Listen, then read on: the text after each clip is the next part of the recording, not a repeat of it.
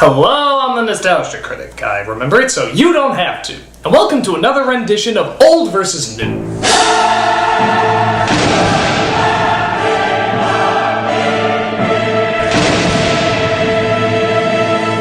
Who would have thought a story about a giant monkey who falls in love with a woman, climbs buildings, and smashes dinosaurs would be considered a classic?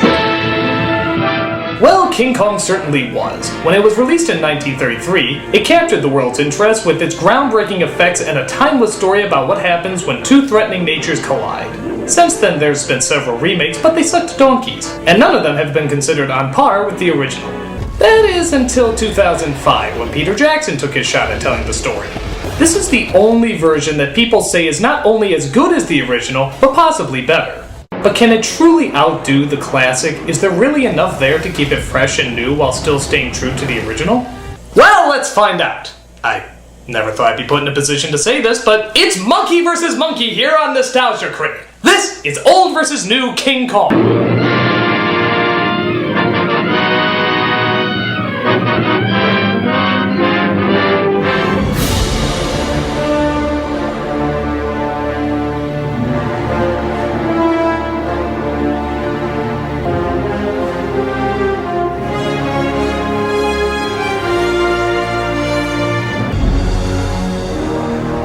Well, we can't tell this Beauty and the Beast story without our beauty. That is not the beauty, for most of us. I'm talking about our main actress, who happens to play the main actress. This is our best leading lady.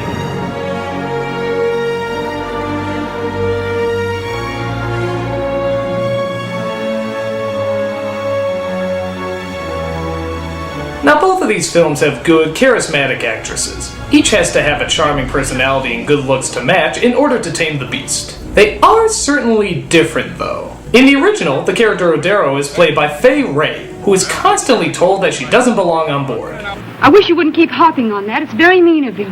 Women just can't help being a bother. Made that way, I guess. Despite that, though, she still keeps an optimistic point of view. Don't you think the skipper's a sweet old lamb? I'd hate to have him hear me say that. In the newer version, she's played by Naomi Watts, who's a little more welcomed on the ship, so she doesn't have to defend herself as much. What a lovely dress. Oh, this old thing? I just threw it on. Both have to play the classic screaming damsel in distress, and in terms of traditional screamers, Fay Wray is probably a little closer. But Watts' portrayal has a little bit more edge to it. In the original, King Kong just sort of likes Darrow. And even though they make her very positive and energetic, all she does around Kong is scream. Granted, we don't want to see anything bad happen to her, but she doesn't do anything that would make Kong really like her. The newer one has to work for her survival. They indicate that Kong has killed dozens of sacrifices in the past, but because of her performance training, she's able to actually entertain Kong. But even she has her limits. I said no! That's all there is. She's standing up to a 10-story gorilla. That takes balls. Or ovaries, I don't know, but it takes a lot of them. Because of this, the newer version truly does have the better lead. She's just more interesting and takes more chances. The original is good too. You really do like her and don't want to see her in danger, but the screaming just gets a little old after a while.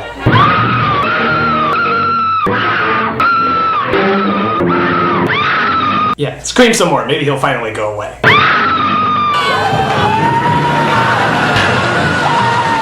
Blank goes to the new. Oh, dear, and I thought everything was going so nicely.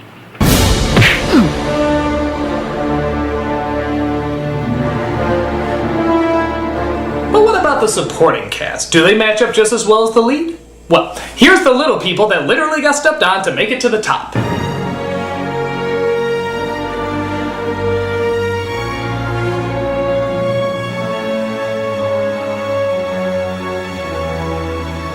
Let's start with the romantic lead. In the original, he's played by Bruce Cabot, a rough and gruff sailor who doesn't like the idea of women being on board his ship.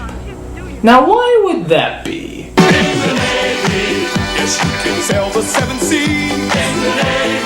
No, that's not it. In fact, he actually ends up falling in love with Darrow, even if it is pretty sporadic. See, if anything had happened to you... Well, then you wouldn't be bothered with having a woman on board. Say, I guess I love you. I've only known you for 5 minutes, but unless a giant gorilla comes through the trees and steals you away, I think you're the one. And granted, some of the dialogue is a little hokey too. In fact, they even make fun of it in the remake. The lines they shoot for their movie are actually identical to the ones they say in the original. Except in the original, that was supposed to be the real dialogue. I think this is awfully exciting. I've never been on a ship before. Well, I've never been on one with a woman before. I think this is awfully exciting. I've never been on a ship before. I've never been on one with a woman before. But for all the stereotypical macho-ness, he actually is pretty likable. Sort of the tough guy with a soft heart sort of thing. Well, I was a little scared. I guess you weren't the only one. In the new one, we get Adrian Brody, who is straight up boring. That was pure effluence.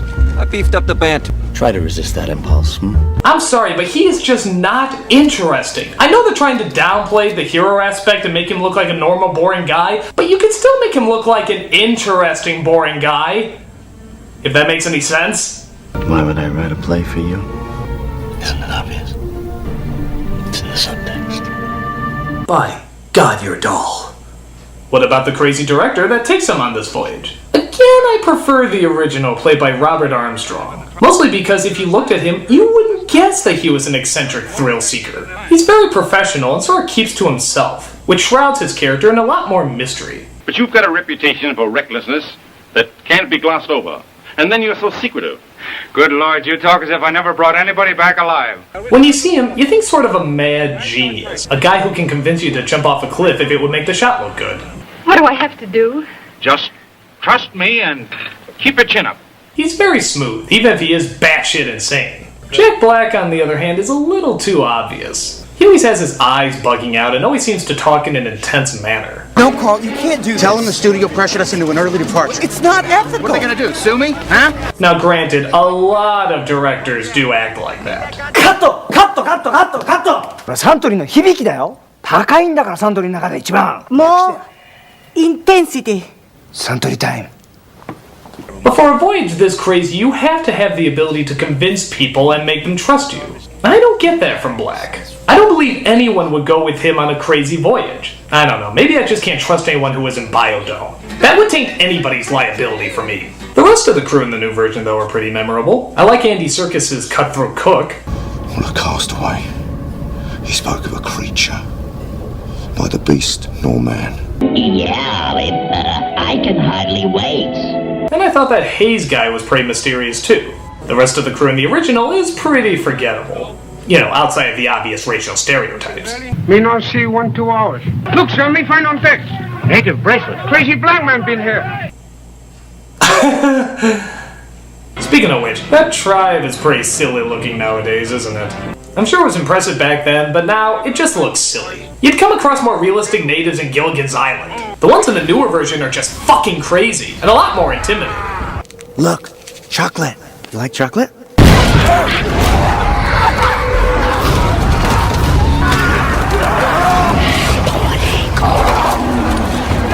Note to self, chocolate means war. Sort of a toss-up, but I am going to go with the original. Mostly because of the romantic lead and the film director. They're just bigger roles, so they soak up a lot more credit. And in this comparison, that adds up to a lot.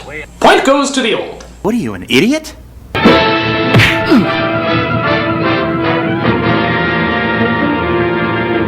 And now we come to the effects. New version. Oh, shut up. You don't know what's going to be the new version. I mean, remember, the effects back then with the original were groundbreaking. New version. Just take a look.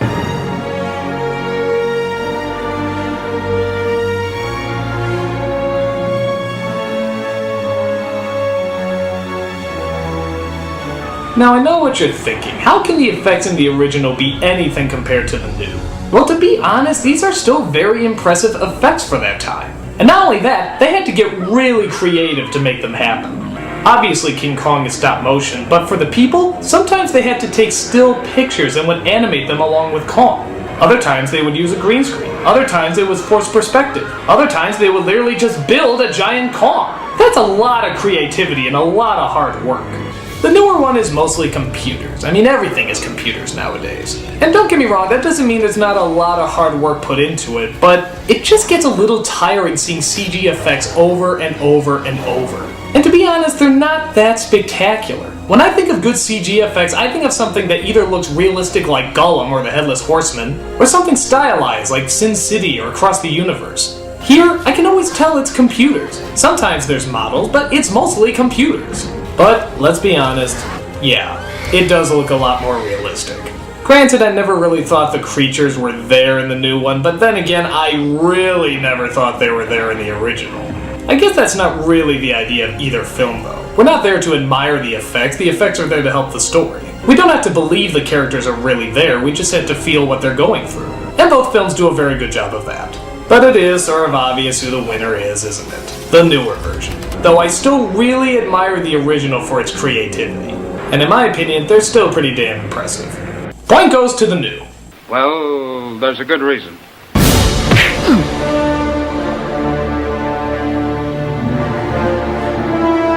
And now we come down to the eighth wonder of the world himself. Which one had the better Kong? Which one did you feel more sorry for, and which one had more heart and soul? I don't know, but I don't think either of them can compare to Amy. Nobody was more compassionate and heartfelt than her. Tickle me. Ew.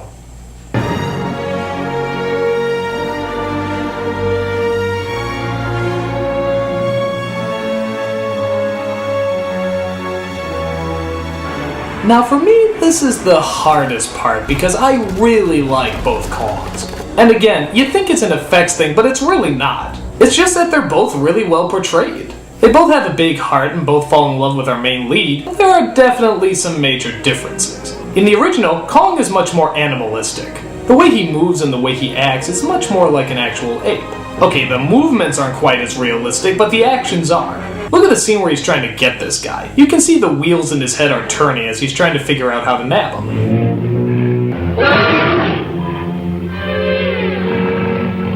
This Kong also has a very blank expression. You can't always tell when he's happy or sad. Again, much like a real animal.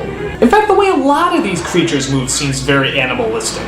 Again, it's not totally realistic, but you sense the survival techniques these creatures have. They react like predators who will stop at nothing until they stomp their prey. Because of this, they're a lot more threatening and a lot more unpredictable.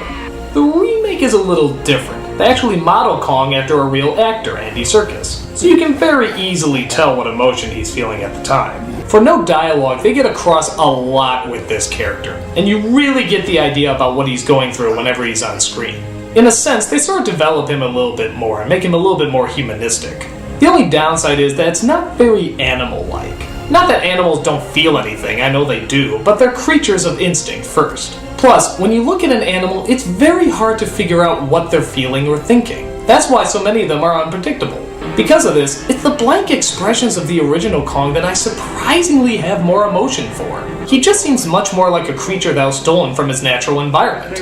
I guess it's because we don't know what he's thinking, and he's probably not super smart, that we feel even more sorry for him. Look at that naive, dumbass smile. I feel so sorry for that chimp even before the bad things happen to him. And again, the new one is very good, but it seems a little bit more like a performance than an actual animal. It moves more like an animal, but doesn't act as much as an animal. And even though I feel sorry for him, I feel more sorry for the original. He just seems more helpless to me in some way. And in the end, you're always going to feel more sorry for the more helpless creature. Point goes to the old. What are you, a Bolshevik or something?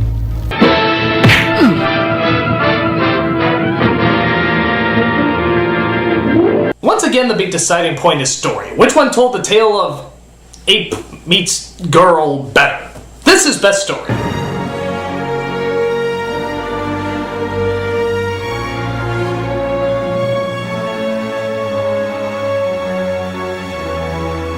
Both of these films have very similar stories, but the newer one seems to go into a lot more detail. In the original, everything is sort of vague, which I guess is the idea, surrounding everything about the adventure and mystery. In the new one, though, we get a lot more background. We see the deciding point for when the director goes to the island, we see Darrow's job before she tags along with him, and we spend quite a bit of time on the boat before we even get to the giant ape. Too long!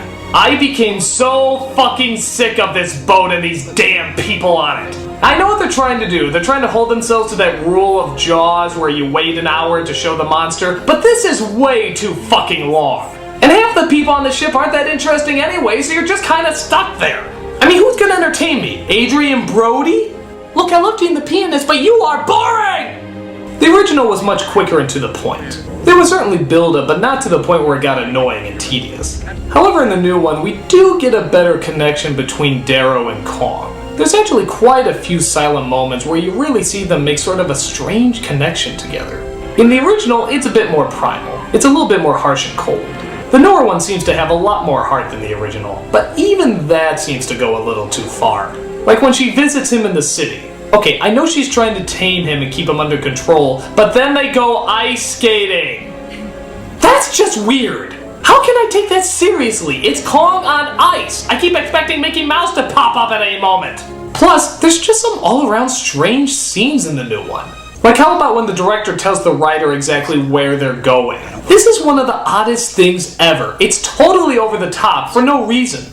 It has a local name, but I'm warning you, Jack, it doesn't sound good. They call it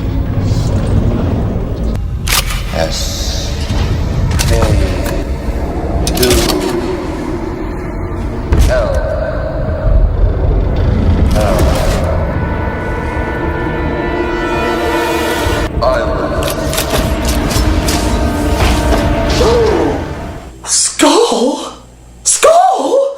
You mean like that thing in my head? My God. Skull. Oh, no. Skull!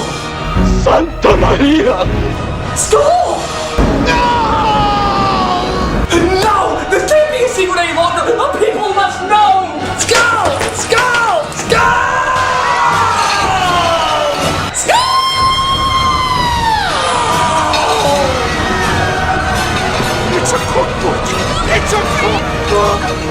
So yeah, there's quite a few over-the-top scenes like that. But to be fair, there's a lot of over-the-top scenes in the original too. But here's the difference. The original was made in the 30s, at a time when this was not considered that corny. This was made just a few years ago, and the corny scenes were corny even then. Like how about that guy who falls in slow-mo where everyone else moves regularly?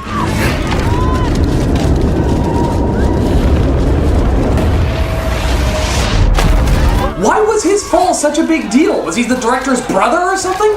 How about some of those quirky, over-the-top performances? Mr. Driscoll, if you don't mind me saying, but you don't look at all like your photograph. You see, I was just afraid that you might be one of those self-obsessed literary types. You know, the Tweety twerp with his nose in his book and his head up his hat. Or how about that cutting frames trick that's never been fucking cool? Little stuff like that really adds up in the long run. And even though there's a lot of really good things about the newer version, the original just tells the story better. There's no tricks, no avant-garde or artsy way of showing things, it's just the straightforward story. So when everything is added up, it really does seem like that the original King Kong is the superior film. Point goes to the old, the better movie.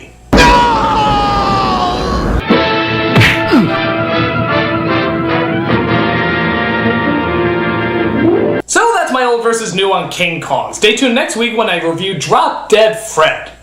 That's a movie so bad it'll make you flip out of your skull. Ooh, I said skull. I'm a nostalgia critic. I remember it so you don't have to.